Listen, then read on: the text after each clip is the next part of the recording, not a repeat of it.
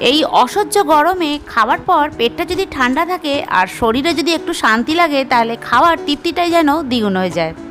নমস্কার বন্ধুরা, আমি শম্পা রান্নাবান্নাতে আপনাদের সবাইকে স্বাগতম। আজকের ভিডিওতে শেয়ার করছি দারুণ লোভনীয় এবং রিফ্রেশিং 3 ধরনের রায়তার রেসিপি। 3 রকমের একেবারে আলাদা স্বাদের আর ভীষণই সুস্বাদু। বাচ্চা থেকে বড় সবারই ভালো লাগবে। আর বন্ধুরা, আপনি যদি আমার চ্যানেলটি এখনও সাবস্ক্রাইব না করে থাকেন কিংবা আপনি যদি নতুন হয়ে থাকেন তাহলে প্লিজ বন্ধুরা চ্যানেলটি সাবস্ক্রাইব করে পাশে নোটিফিকেশান বেলটি ক্লিক করে দেবেন, আমার নতুন রেসিপির আপডেট যেন সবার আগে আপনার কাছেই পৌঁছে যায়। তাহলে আর দেরি না করে চলুন এই ঠান্ডা ঠান্ডা রায়তার রেসিপিগুলো শুরু করা যাক। প্রথম রায়তা বানানোর জন্য এখানে আমি একটা শসা নিয়েছি। তো শসাটাকে ভালো করে আমি দুটো সাইড কেটে আর এটাকে খোলা ছাড়িয়ে নিয়ে নিচ্ছি। আর খুবই সহজ রেসিপি, ঘরে থাকা উপকরণ দিয়েই এটা হয়ে যায়, বেশি কিছু উপকরণের দরকারই পড়ে না। তো শসাটাকে আমি গ্রেট করে নিচ্ছি, আপনারা চাইলে ছোটো ছোটো করে কুচিয়েও নিতে পারেন। দেখুন বন্ধুরা, আমার শসাটা গ্রেট করা হয়ে গেছে। এবার এখানে আমি 1 কাপ পরিমাণ টক দই নিয়েছি। দইটা আগে থেকেই জলটা আমি ঝরিয়ে রেখেছিলাম। এবার দইটা একটা বোলের মধ্যে ঢেলে নিলাম, নিয়ে এবার একটা হ্যান্ড উইক্স দিয়ে এটাকে ভালো করে ফেটিয়ে নেবো। দইটা কিন্তু অবশ্যই ভালো করে ফেটাতে হবে, নাহলে কিন্তু এটা স্মুথ ভাবটাও আসবে না আর রায়তাটাও খেতে সেরকম সুস্বাদু হবে না। তাই দইটা অবশ্যই ভালো করে আমি ফেটিয়ে নিয়েছি। দেখুন, এবার এটাকে সাইড করে রেখে দিলাম। এবার একটা বোল নিয়েছি আর এর মধ্যে কিছুটা পরিমাণ দই আমি নিয়ে নিলাম, মানে শসার রায়তা বানানোর জন্য ততটা আমি পরিমাণ মতোই এখানে নিয়েছি। এবার এর মধ্যে গ্রেট করা শসাটা দিয়ে দিলাম। ঘরে থাকা উপকরণ দিয়েই হয়ে যায়, খুব সহজে হয়ে যায়। গরমের সময় কিন্তু এরকম শসার রায়তা খেলে পেট মন শরীর দুটোই ঠান্ডা থাকে, সব কিছু ঠান্ডা থাকে আর খুবই ভালো লাগে খেতে। গরমের সময় কিন্তু খুবই ভালো লাগে। তো এখানে স্বাদ মতো নুন দিলাম। হজম করতেও সাহায্য করে, যে কোনো খাবারের পর এটা খাওয়া যায়, পোলাও বিরিয়ানি সব কিছুর পরই এটা খেলে হজম হয়ে যায়। একটু বিট নুন দিলাম, একটু ভাজা জিরে গুঁড়ো দিলাম। দেখুন, এগুলো আমাদের ঘরে রান্নাঘরেই থাকে, খুব বেশি উপকরণ লাগেই না। এবার এখানে চাট মশলা দিলাম। চাট মশলা দিলে শসার রায়তাটা একটা বেশ ভালো খেতে লাগে, শসা চটপটে ভাব। একটু কাঁচা পাকা লঙ্কা কুচিয়ে দিলাম, মানে সবুজ লঙ্কা, লাল লঙ্কা, একটু গোলমরিচ গুঁড়ো দিলাম আর খুব সামান্য পরিমাণ কাশ্মীরি লঙ্কার গুঁড়ো দিলাম। এটা ঝাল হবে না, সুন্দর কালারের জন্য। তো আপনারা চাইলে এখানে ঝাল গুঁড়ো লঙ্কা দিতে পারেন, আমি যেহেতু কাঁচা লঙ্কা দিয়েছি সেই জন্য আর দিলাম না। এবার সব কিছু ভালো করে মিক্স করে নিতে হবে। গরমের সময় এরকম এক বাটি খেলে সত্যি পেটটা ঠান্ডা থাকে আর হজম খুব তাড়াতাড়ি হয়ে যায়। আপনারা বাড়িতে বানান বন্ধুরা। এর আগেও আমি বিভিন্ন রকমের রায়তার রেসিপি আগেই শেয়ার করেছিলাম। দেখুন, একটা বোলের মধ্যে এটাকে সার্ভ করে দিচ্ছি, তার লিঙ্ক আমি ডিসক্রিপশান বক্সে দিয়ে দেবো, আপনারা চাইলে দেখে নিতে পারেন। বিভিন্ন রকমের রায়তার রেসিপি আমার দেওয়া আছে।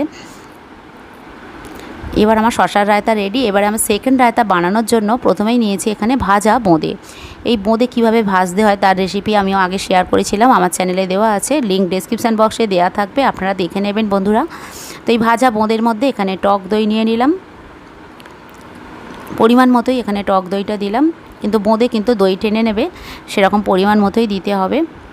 যেহেতু এটা বোঁদে সেই জন্য দইটা কিন্তু খুব চট করেই টেনে নেয়। এবার ভালো করে মিক্স করে নিলাম। আর এই বোঁদের রায়তা ডায়াবেটিস পেশেন্টরাও খেতে পারেন, শসার রায়তাও খেতে পারেন, কারণ এর মধ্যে কোনো রকম মিষ্টির ব্যবহার আমি করছি না, চিনি গুড় মধু কিছুই ব্যবহার করব না। তো আপনারা দেখতে থাকুন, সঙ্গে থাকুন। এখন প্রথমেই দিলাম ভাজা জিরে গুঁড়ো। আর এই বোঁদের রায়তা কিন্তু খেতে দারুণ টেস্ট হয়, দারুণ সুস্বাদু হয়। স্বাদ মতো নুন দিলাম, আর দিলাম একটু বিট নুন, আর দিলাম চাট মশলা। এটা অনেকক্ষণ পর্যন্ত পেটও ভর্তি রাখতে সাহায্য করে বোঁদের রায়তা, দারুণ খেতে লাগে। একটু গোলমরিচ গুঁড়ো দিলাম, আর দিলাম কাশ্মীরি লঙ্কার গুঁড়ো।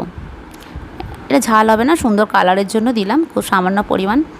এবার সব কিছু ভালো করে মিক্স করে নিলাম। আর বোঁদের রায়তা কিন্তু বেশ ভালো লাগে, রুটির সাথে পরোটার সাথেও ভালো লাগে।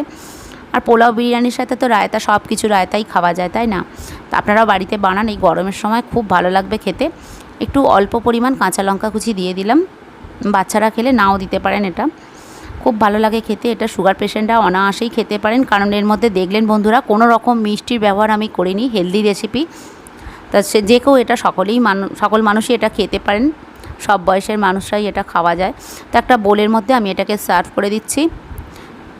কেমন লাগলো বন্ধুরা অবশ্যই কমেন্টের মাধ্যমে জানাবেন। আপনারা সঙ্গে থাকুন, দেখতে থাকুন। আরও একটা রেসিপি আপনাদের সঙ্গে আমি শেয়ার করব, রায়তার রেসিপি। তো এখন আমি তৃতীয় রায়তা বানানোর জন্য প্রথমেই এখানে একটা আমি গোলাপ খাস আম নিয়েছি। তো আপনারা যে কোনো আম দিয়েই করতে পারেন। আর নিজেদের পছন্দ মতো ফল দিয়ে করতে পারেন। এবার আমটাকে আমি কেটে নেবো, তবে আমি খোলা শুদ্ধই এখানে করছি, কারণ ওটা অনেকক্ষণ পর্যন্ত রাখা যায়। তো আপনারা চাইলে খোলা ছাড়িয়েও দিতে পারেন। আমি কিন্তু ছোটো ছোটো করে খোলা শুদ্ধই কেটে নিয়েছি। তো দেখুন আমটা আমার কাটা হয়ে গেছে, আমি পুরো আমটা দিইনি, অর্ধেকটাই দিয়েছি। তো এটাকে সাইড করে রেখে দিলাম। এবার যে দইটা ফেটিয়ে নিয়েছিলাম সেই দইটাকে আরও একটু চামচ দিয়ে সুন্দর করে ফেটিয়ে নিলাম। দেখুন একদম ক্রিমের মতো দেখতে লাগছে দইটা। এরকম করেই দইটা ফেটাতে হবে। প্রথমেই দিলাম এখানে পাকা কলা, কলাটাকে এভাবে স্লাইস করে কেটে নিয়েছি। তো আবারও বলছি, যে কোনো পছন্দের ফল আপনারা এখানে দিতে পারেন, শুধুমাত্র পেয়ারা ছাড়া আর শশা ছাড়া। এবারে কেটে রাখা আমটা দিয়ে দিলাম। এখানে সবেদা, নাশপাতি ও কালো আঙুর এগুলো আপনারা দিতে পারেন, দারুণ লাগে খেতে, আর এটা হেলদি রেসিপি। এখানে আমি আঙুর নিয়েছি, সবুজ আঙুর। আঙুরটা কিন্তু দুভাগ করে নিয়েছি, মানে গোটা গোটা দিইনি। রায়তাতে গোটা গোটা চেয়ে একটু কেটে কেটে দিলে খেতে ভালো লাগবে। তো এই আঙুরটা দিয়ে দিলাম এর মধ্যে। খুব ভালো লাগে খেতে। এই গরমের সময় মিক্স ফ্রুট রায়তা কিন্তু খেলে, এক বাটি খেলে পেটটাও অনেকক্ষণ ভর্তি থাকে। এবার এখানে আপেল কুচি নিয়েছি। আপেলটাও কিন্তু খোলা শুদ্ধই রেখেছি, কারণ আপেলের খোলায় অনেক গুণাগুণ আছে, তাই আমি খোলা শুদ্ধই রেখেছি। তো আপনারা চাইলে খোলা ছাড়িয়ে দিতে পারেন। আপনাদের কোন রেসিপিটা সবচেয়ে বেশি ভালো লেগেছে, কোন রায়তার রেসিপিটা, সেটা কিন্তু অবশ্যই কমেন্টের মাধ্যমে জানাবেন। আপনাদের কমেন্টের অপেক্ষায় রইলাম। আপনাদের কমেন্ট আমার পড়তে খুবই ভালো লাগে। এবার এখানে আমি চেরি দিলাম আর কিছুটা পরিমাণ কিশমিশ দিলাম। তারপরে বলছি, যে কোনো পছন্দের ফল এখানে আপনারা ব্যবহার করতে পারেন। এবার সব কিছু ভালো করে মিক্স করে নিলাম। এর আগেও আমি মিক্স ফ্রুট রায়তা একটা আমি রেসিপি আপলোড করেছিলাম, সেটা একটু অন্যরকম, সেটাও খেতে দুর্দান্ত হয়েছিল। তার লিঙ্ক ডেসক্রিপশান বক্সে দেওয়া থাকবে, আপনারা দেখে নিতে পারেন। এবার এখানে স্বাদ মতো নুন দিয়ে দিলাম। এই মিক্স ফ্রুট রায়তাতে কিন্তু কোনো রকম ঝালের ব্যবহার হবে না, মানে কাঁচা লঙ্কা, এখানে ঝাল গুঁড়ো লঙ্কা দেওয়া যাবে না। তাই এখানে চাট মশলা দিলাম। চাট মশলাটা দিলে একটা চটপটা ভাব আসবে, খেতে খুবই ভালো লাগবে। একটু বিট নুন দিলাম, আর বিট নুনের গন্ধটাও কিন্তু ভীষণই সুন্দর, তা অল্প পরিমাণে দিলাম।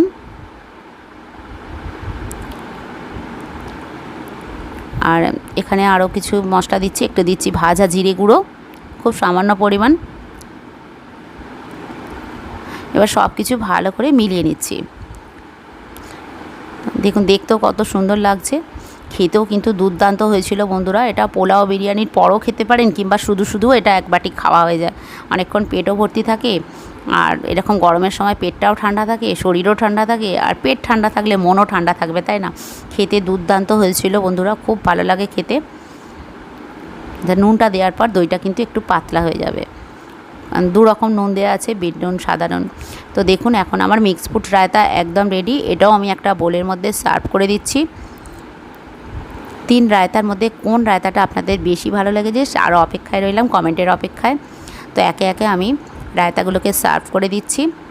দেখুন দেখতে খুবই ভালো লাগছে, খুবই সুন্দর লাগছে, আর লোভনীয় লাগছে।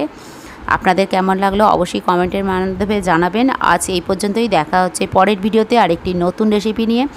আপনারা ভালো থাকুন, সুস্থ থাকুন, আর দেখতে থাকুন শম্পার রান্নাবান্না। নমস্কার।